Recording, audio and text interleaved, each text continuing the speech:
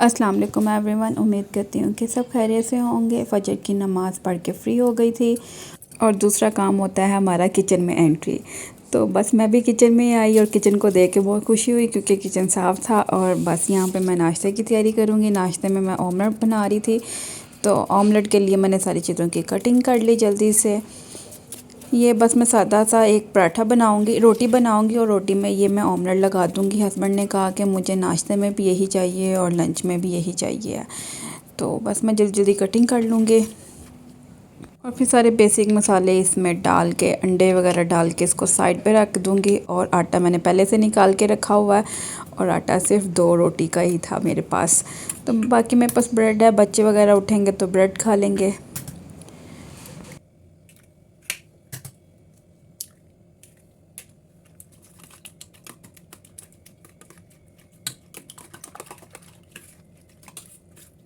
और मैं रात को ही पूछ लेती हूँ कि बच्चों को और हस्बैंड को लंच में या ब्रेकफास्ट में कुछ लेके जाना, तो मुझे रात को ही बता दें। इस तरह मेरे लिए भी इजी होता है, वरना सुबह सुबह तो किसी का भी मूड जो है ना होता नहीं है कि हम क्या खाएं या क्या लेके जाना है। तो इस वजह से मेरे लिए ईजी यही होता है। तो बस अब मैं रोटी भी जल्दी से बना दूँगी। मैंने सादी ही रोटी बनानी है क्योंकि छुट्टी वाले दिन ही ज़्यादातर जो है ना पराठा खाया जाता है। नॉर्मल जो है ना रोटी ही लेके जाते हैं हस्बैंड भी और बच्चे भी।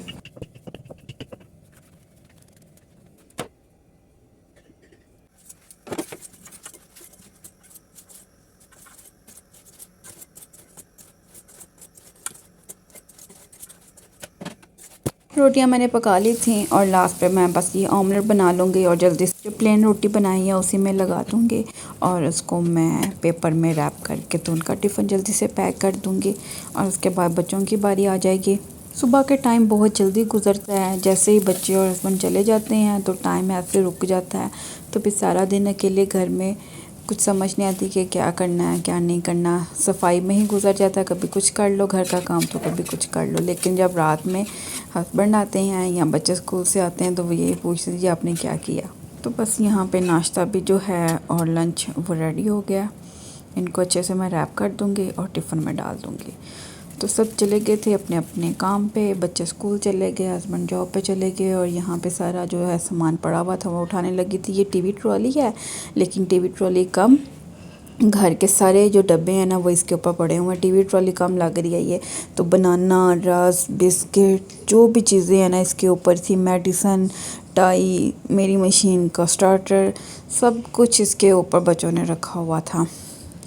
तो इसको भी मैं साफ़ कर लूँगी और साथ में जो बर्तन पड़े हुए थे इनको भी उठाऊँगी और इनकी जगह पे पहुँचा दूँगी।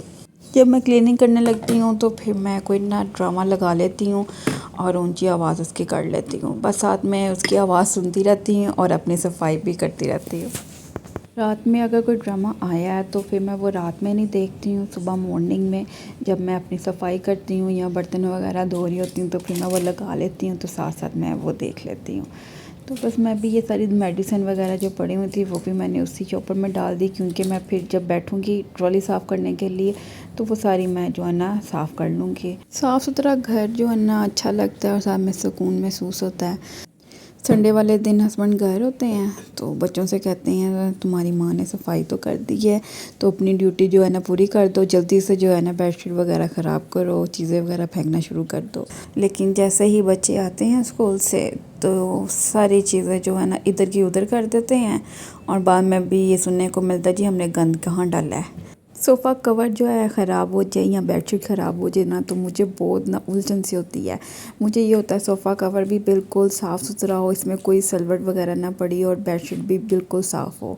तो बस मैं जो ना अपनी ये ड्यूटी कंप्लीट करती रहती हूँ और बच्चे आते हैं और 2 मिनट में ही जो है ना इधर बैठ उधर बैठ और सोफ़े के कवर ख़राब कर देते हैं। और सोफ़ा कवर डालना भी ज़रूरी है क्योंकि बच्चे सम टाइम ऊपर पाँव रख देते हैं तो मुझे ये होता है कि ये गंदे कर देंगे, क्योंकि बच्चे छोटे हों ना तो फिर सोफ़ा कवर डालना भी बनता है। इस वजह से मैं ये डाल देती हूँ और 1 हफ़्ते बाद या 10 दिन के बाद जो है ना मैं इसको वॉश करके तो दोबारा इसमें डाल देती हूँ। और बाकी 2 सोफ़े थे वो भी मैं जल्दी से उसके कवर ठीक कर दूँगी। और दिन में पता नहीं मैं कितनी बार इनको साफ़ करती हूँ, झाड़ती हूँ कि ये साफ़ सुथरे हैं, लेकिन बच्चे एक से सुनते हैं दूसरे से निकाल देते हैं। और ये मेरे कुछ सिलाई वाले कपड़े थे, क्योंकि मैं कुछ सूट स्टिच कर रही थी, तो ये भी इधर ही पड़े हुए थे। बस एक सूट रह गया था, तो वो जब स्टिच होगा तो मैं वो भी आपको दिखाऊँगी। अमीम के बेड की बेडशीट चेंज करनी थी, काफ़ी दिन से मैं उसको कह रही थी, लेकिन वो एक कान से सुन के दूसरे से निकाल देता था। इसके बेड का जो मैट्रेस है वो बहुत ज़्यादा वज़नी है, तो मुझसे नहीं उठाया जाता। तो मैंने आज जो है ना बेडशीट उतार ही दी। मैंने कहा ये स्कूल से आएगा तो जब देखेगा ना बेडशीट नहीं है तो ये डाल लेगा। तो बस मैंने इसको भी जल्दी से उतार दिया, और साथ में इसका ये स्कूल बैग बस चेंज करते रहते हैं, कभी कोई लेके जा रहा है तो कभी कोई। तो यहाँ पे बस सारे रैपर वगैरह जो है ना मैंने जल्दी से ब्रूम भी मैंने दे दिया। और फिर आज मैंने मोप भी लगाना था, क्योंकि पिछले वीक तो बहुत ज़्यादा जो है ना बुखार और नज़ला ज़ुकाम रहा, जिसकी वजह से मैं जो है ना घर की तरफ ध्यान नहीं दे सकी। तो बस अब मैं जल्दी से जो है ना मोप भी आज दूंगी, ताकि घर अच्छे से साफ़ हो जाए। बच्चे स्कूल गए हो ना, तो मैं 1 घंटे में पूरा घर जो है ना और किचन साफ़ कर लेती हूँ। लेकिन जब वो घर होते हैं तो 3 से 4 घंटे तो मुझे शायद ये काम करने में ही लग जाते हैं। ये चीज़ उठा लो तो वो फिर से ले आते हैं, वो दूसरी चीज़ उठा लो तो ले आते हैं। तो बस यहाँ पर मैं जल्दी से मोप भी ले आई थी, तो ये बहुत अच्छा है मोप जो है। तो जल्दी से मैं ना इसके साथ सफाई कर लूँगी। चमका देता है ये आपकी टाइलों को। ये सेंटर में इसके ना क्लिप लगा होता है, तो बस इसको आपने ओपन करना है और अच्छे से आपने इसको धो के तो बाद में इसको स्पिनर में कर लेना है। तो ये बिल्कुल ड्राई हो जाता है और दोबारा आप इसको लॉक लगा दें। तो बहुत ईजी है ये तरीका, मतलब बहुत अच्छा है, आपका घर भी साफ़ रहता है और जल्दी से आप इसको धो भी लेते हैं। तो उसको मैं वॉशरूम में रखा ही थी, क्योंकि बस मेरा सारा मोप हो गया था, और उसको जो है ना मैं साइड पे रख दूँगी, क्योंकि कमरे में अभी मैंने डस्टिंग वगैरह करनी थी। तो मैंने कहा वो लास्ट पे डस्टिंग वगैरह करके दोबारा एक बार मोप दे दूँगी। बच्चे जब वॉशरूम यूज़ करते हैं या नहा के जाते हैं तो अच्छे से जो ना वॉशरूम को क्लीन नहीं करते हैं, वाइपर नहीं देते। तो यहाँ पे बस मैं वो भी दे रही थी, क्योंकि वॉशरूम गीला होता है ना, तो पाँव स्लिप होने का डर होता है। तो बस इसको भी मैं जल्दी से ड्राई कर दूँगी और इसको मैं साइड पे रख दूँगी, क्योंकि इसको मैंने दोबारा से यूज़ करना है।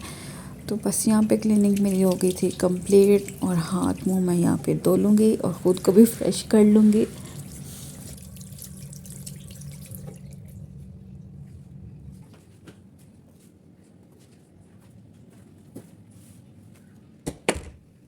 बस वॉशरूम भी हो गया था मेरा क्लीन और घर भी हो गया साफ़ सुथरा। तो बस अब मैं रेस्ट करूँगी, बच्चों के भी आने का टाइम हो चुका था। तो यहाँ पे मैंने रख दी मशीन, क्योंकि अब अमीम आएगा तो बाकी का काम उसने करना, मेरे से बेडशीट वगैरह बिछाएगा। और जैसे मैं क्लीनिंग कर रही थी तो मैंने मशीन में डाल दिए थे कपड़े, उतनी देर में कपड़े भी धुल गए। और अब मैं जल्दी से इसको स्टैंड पे डाल दूँगी।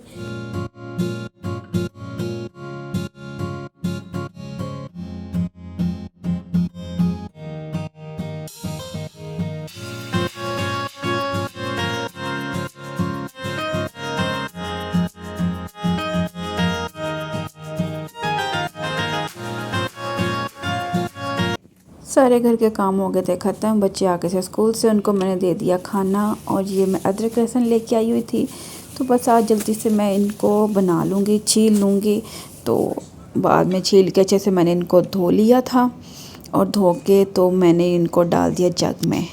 तो ये बहुत अच्छी टिप है हाउसवाइफ के लिए और किचन क्वींस के लिए भी। ज़ाहिर सी बात है, हम किचन में काम करते हैं तो किचन की क्वींस तो हम ही हुई ना। तो बस आधा कप जो मैंने ऑयल डाला था और आधा कप मैंने पानी डाला, और इसको अच्छे से मैंने ब्लेंड कर दिया। और इसको मैं शीशे के जार में डालूँगी, प्लास्टिक के जार में नहीं डालना, शीशे के जार में डालना। और ये कुछ दिन पहले मैं बाज़ार से लेके आई थी, तो मैं आपको कलर दिखा रही हूँ कि कितना फ़र्क होता है। जो घर का बनाया है ना, ये 2 वीक के लिए काफ़ी है, ज़्यादा ना बनाएं, 2 वीक के लिए बनाएं। और मेरी वीडियो अच्छी लगी हो तो इसको लाइक शेयर और मेरे चैनल को सब्सक्राइब कर दें।